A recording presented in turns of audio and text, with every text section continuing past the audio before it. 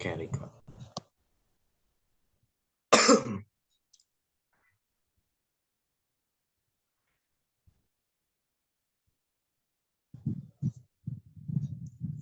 Udah ya? Mulai nih. Udah, ayo. Baik, bismillahirrahmanirrahim. Assalamualaikum warahmatullahi wabarakatuh.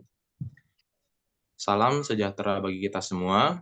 Yang sama-sama kami hormati Ibu Amalia Rizka Sugiarto dan Bapak Iwan Nugraha selaku dosen pengampu mata kuliah pengantar literasi digital serta teman-teman yang berbahagia. Dalam kesempatan kali ini, izinkanlah kami dari kelompok 9 untuk mempresentasikan hasil kerja kami mengenai Big Data. Sebelum kami masuk ke dalam pembahasan, perkenankan saya untuk memperkenalkan anggota kelompok kami terlebih dahulu. Perkenalkan, saya Muhammad Farhan dengan NPM 221-063-115-0079 selaku moderator sekaligus presentator 1, kemudian rekan saya. Nama saya Raffi Putra Riyandri dengan NPM 22106-311-50100. Saya Naufal Raditya Serta Wirasena dengan NPM 221063115591. Baik, itu dia perkenalan dari kelompok kami. Langsung saja kita ke dalam pembahasannya.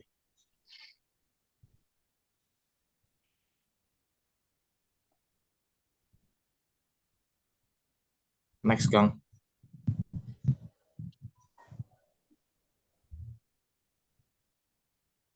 Baik, sebelum kita membahas ke dalam Big Data, kita harus tahu terlebih dahulu mengenai data. Data adalah kumpulan informasi yang telah diubah supaya bisa dioperasikan dengan komputer.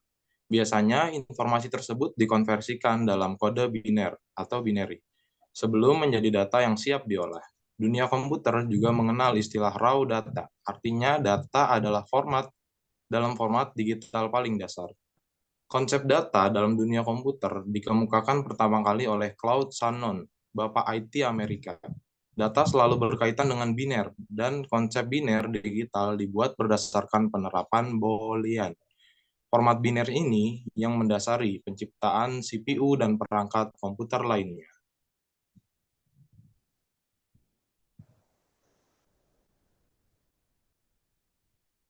Nah, Big Data adalah aset informasi bervolume tinggi, kecepatannya tinggi, dan beragam yang menuntut untuk prosesan informasi inovatif yang hemat biaya untuk peningkatan wawasan dan pengambilan keputusan.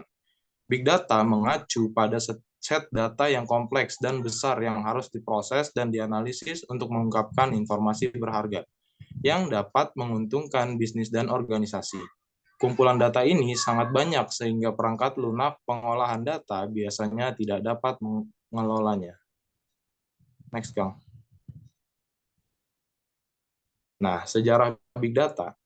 Sejarah Big Data dimulai pada tahun 1960-an dan 70-an, ketika dunia data baru saja dimulai dengan pusat data pertama dan pengembangan database relasional. Sekitar tahun 2005, orang mulai menyadari betapa banyak data yang dihasilkan pengguna melalui Facebook, YouTube, dan layanan online lainnya.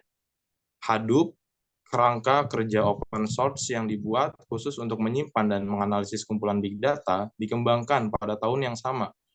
NoSQL juga semulai mendapatkan popularitas selama ini. Pengembangan kerangka kerja open source seperti Hadoop dan baru-baru ini Spark sangat penting untuk pertumbuhan big data karena mereka membuat big data lebih mudah untuk dikerjakan dan lebih murah untuk disimpan. Pada tahun-tahun sejak itu, volume big data telah meroket. Pengguna masih menghasilkan data dalam jumlah besar, tetapi bukan hanya manusia yang melakukannya. Next, Kang.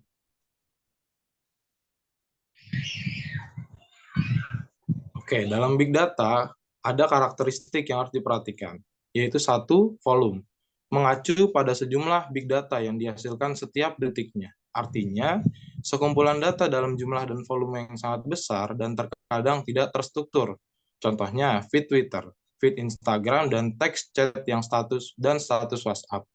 Alur klik user dari halaman web, arus data-data tersebut bisa berukuran hingga ribuan terabyte per detiknya.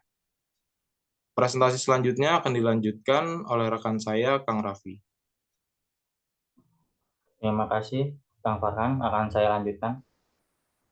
Nomor 2, velocity. Data dapat diakses dengan kecepatan yang sangat cepat, sehingga dapat langsung digunakan pada detik itu juga, lebih real time. Salah satu buktinya antara lain adanya sistem operasi online berbasis Microsoft Silverlight, aplikasi perkantoran atau Office berbasis web seperti Office 365, cloud storage seperti Dropbox dan Google Drive.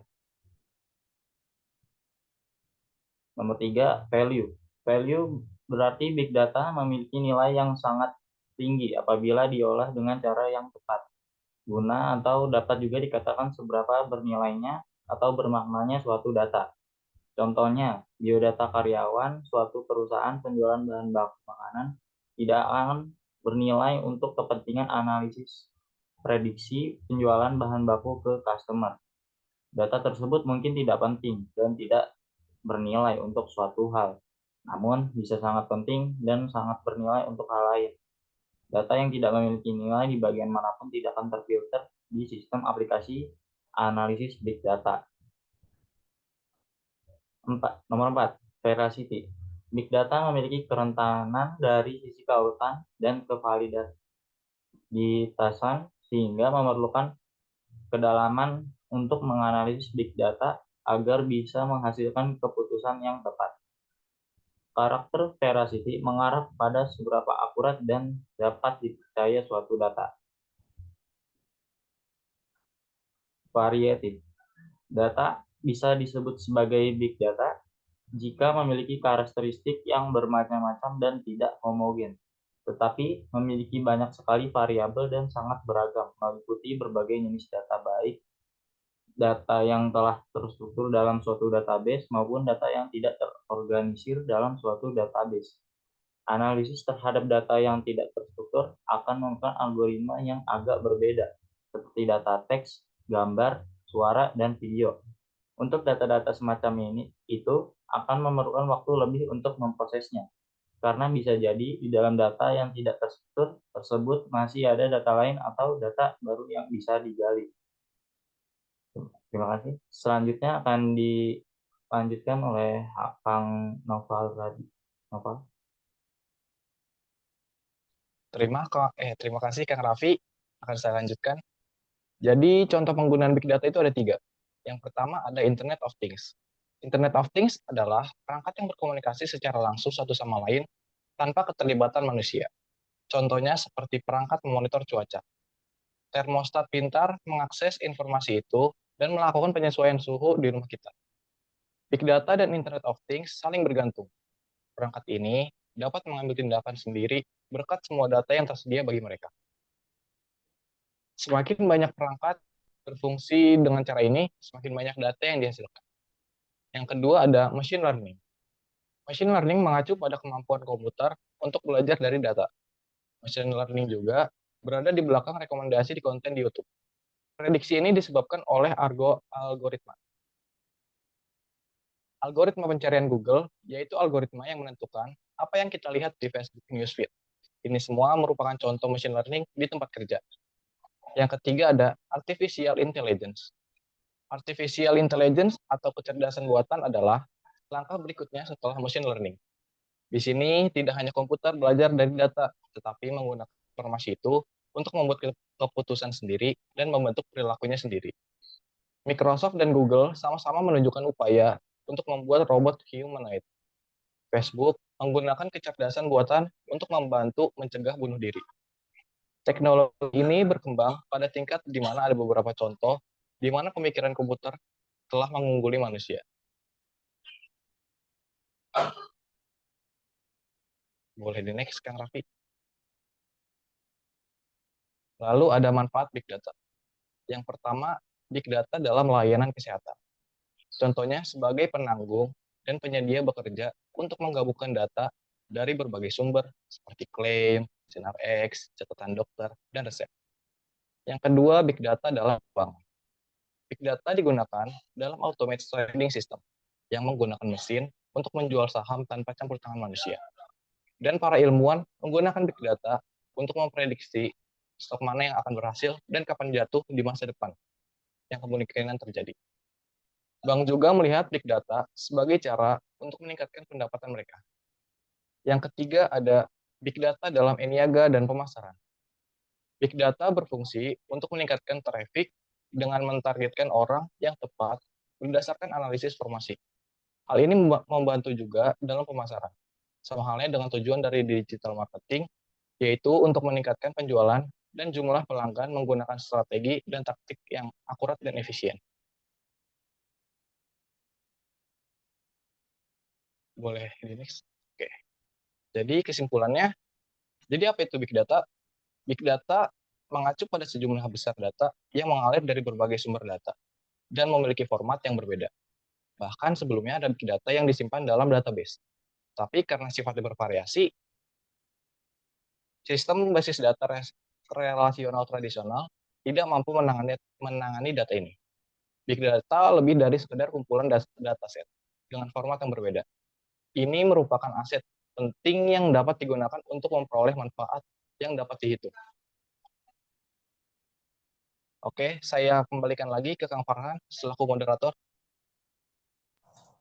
Baik, terima kasih Kang Noval. Itu dia tadi pemaparan materi dari kelompok kami. Jika rekan-rekan memiliki pertanyaan, silakan langsung hubungi kami atau bisa langsung komen di kolom komentar. Mohon maaf jika apabila ada kesalahan kata atau pemaparan materi dari kami. Kurang lebihnya mohon maaf. Wassalamualaikum warahmatullahi wabarakatuh.